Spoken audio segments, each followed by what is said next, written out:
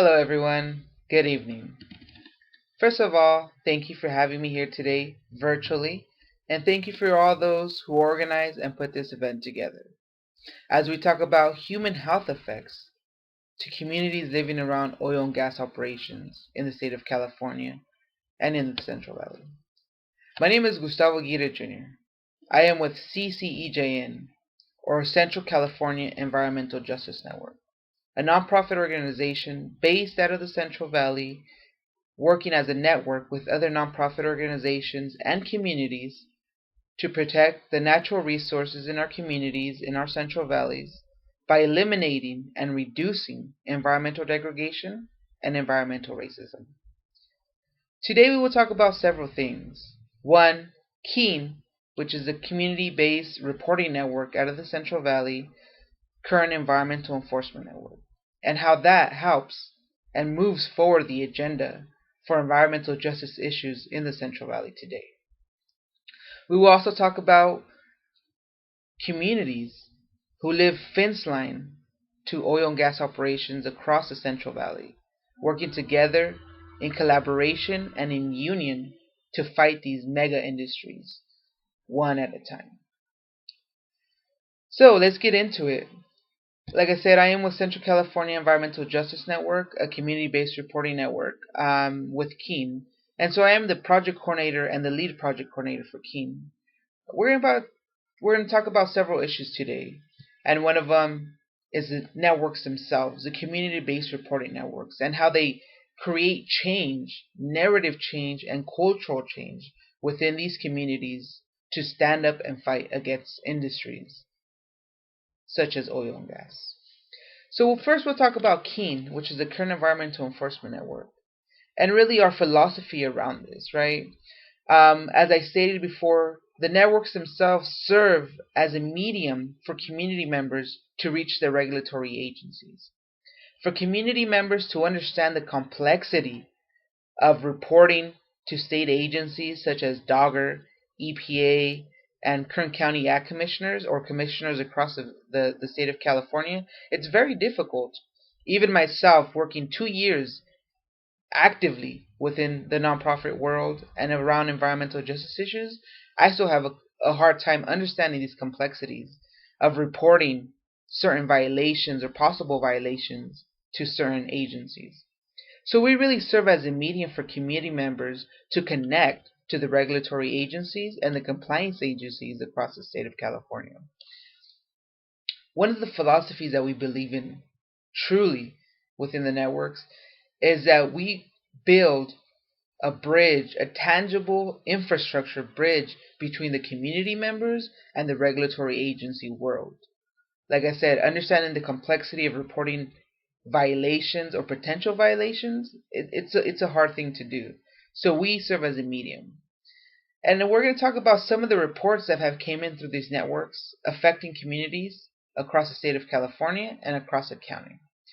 We'll talk about several issues of how these communities and these networks work in collaboration to bring environmental justice to the communities. As we all know, the CCST report came out last year in July. Some of the highlights that we took away from that report were issues such as wastewater issues and air contamination issues. And in the midst of one of the biggest droughts in the state of California in its history, we see end day and night where oil industries are using millions of gallons of water to do well stimulation and crude oil extraction through different methods, not only just fracking, but fracking is one of the biggest highlights that we have heard about in the state of California and in the United States. Fracking is part of a family known as extreme methods of extraction that go along with acidation, well flooding, and including fracking. These operations use millions of gallons of water per well to extract oil and gas out of the ground, collectively to be sold for profits. The bad thing about this is that communities are negatively affected by these operations and these multi-million international companies that operate here in the Central Valley. And I will talk about some of the stories today of communities and community organizers working around these issues in collaboration with bigger organizations and bigger community groups. First, we could take it to South Kern County, where there a family in a neighborhood along with other families were evacuated due to a gas pipeline leak. We're not going to talk too much about the leak today, but we will talk about the community and their families. These families were displaced from their homes for 9 months, were displaced from their homes forcefully within 30 minutes of them being notified that there was explosive levels of gas in their homes and they needed to leave. As we talked to these community members throughout the 9 months and on, including today, some of the stories and highlights that came from that were very daunting. A lot of these community members suffered from the same health effects that other community members were feeling and were dealing with. A lot of them did not know that they were dealing with similar health effects with their neighbors and the neighbors across the street because a lot of communication didn't take place at certain times. And so as these families were displaced from their homes and as they were living in hotels and apartment complexes, they started to talk to each other. They started to share their stories, to share their anguish. And something in common that they all had together was health effects, secondary health effects from these operations and from the exposure they received from these operations. Some of the exposures included, smelling gas, smelling odors, but also being able to detect a large amount of odors in their homes and outside of their homes on a daily basis for months, possibly even years. Some of these symptoms that these family members felt and had were nosebleeds, were chronic migraines, ear and throat infection, eye irritation, and everyone, at least one person in each household that was evacuated, were feeling these symptoms, some on a chronic basis and some on not such a frequent basis. But one thing to take away from this was that a lot of these communities were feeling and dealing with the same issues across the board, secondary health effects by being exposed to these gases. Now let's move along to talk about the broader issues of exposure and health effects around oil and gas operations, including extreme methods of extraction. Here in the Central Valley, as a lot of you might know, we have some of the worst rates for infant asthma related issues, respiratory issues. A lot of our children that are born in the Central Valley have a bigger complexity of getting respiratory illness before the age of 2. We have kids in our communities that are born with asthma, that are born with respiratory treatments months within their lives. And this is something that we know is a secondary effect of living in the Central Valley. The Central Valley is so complex. There's different issues in each community. There is industrial agricultural. There is multi-million-dollar international oil companies. There is toxic chemical plants, and then there's power plants. There's so much going on here in the Central Valley as there is in the state of California. And today we get together in solidarity to share these stories, to talk about these issues, to highlight some of the wrongdoings that are happening in our state. I want to talk a little bit more about these communities.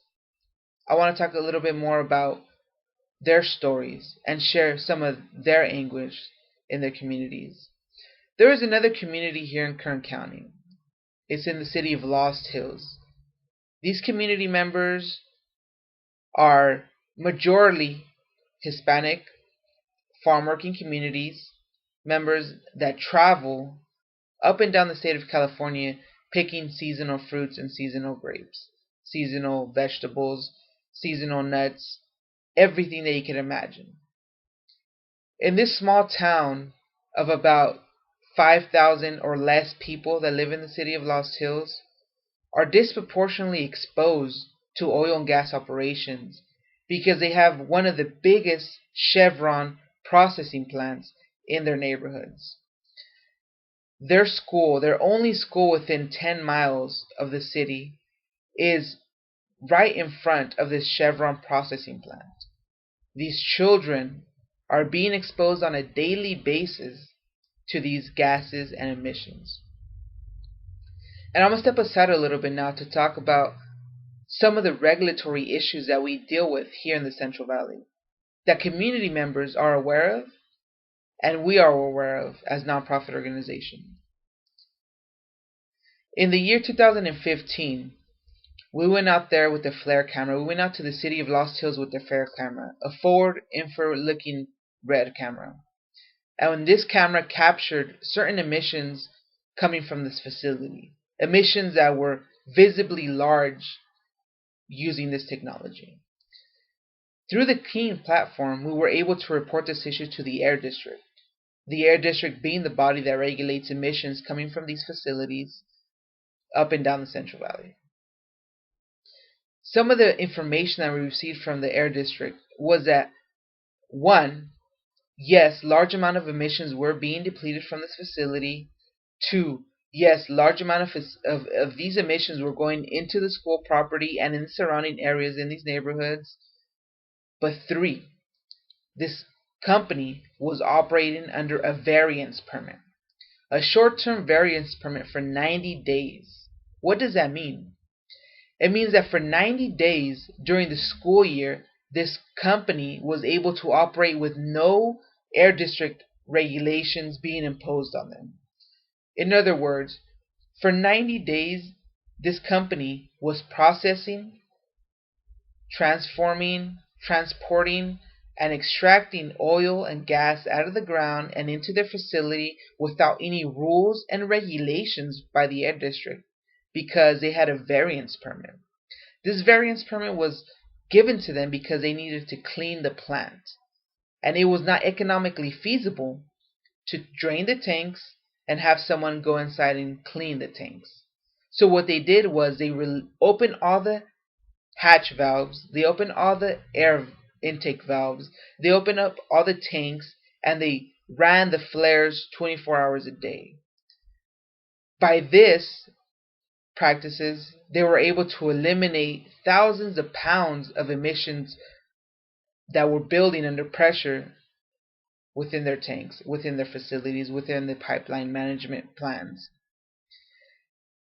But looking at that and thinking about the community directly affected by this, these are Latino farm working community members that were being exposed for 90 days, high levels of exposure to VOCs, H2S, CO2, you name it, they were being exposed to it, right? And we talk about the dynamics and the relationships between communities and the regulatory agencies, right?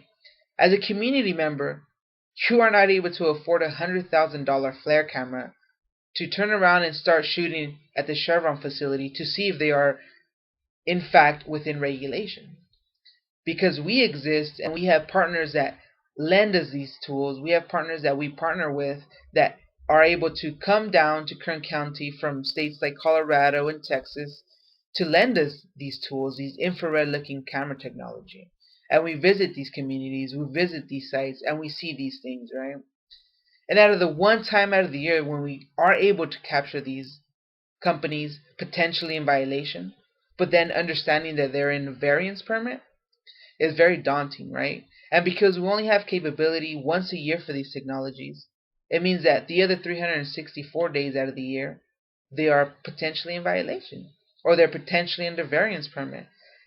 And this continues a vicious cycle of the relationships between these oil and gas operations and these communities.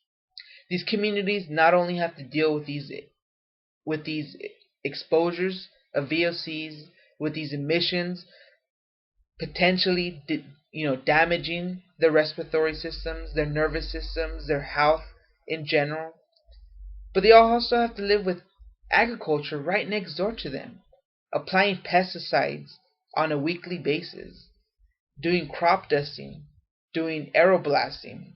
So there's a lot that's going on here in the Central Valley with these communities, these small minority communities, uneducated communities, disadvantaged communities that deal with these issues on a daily basis.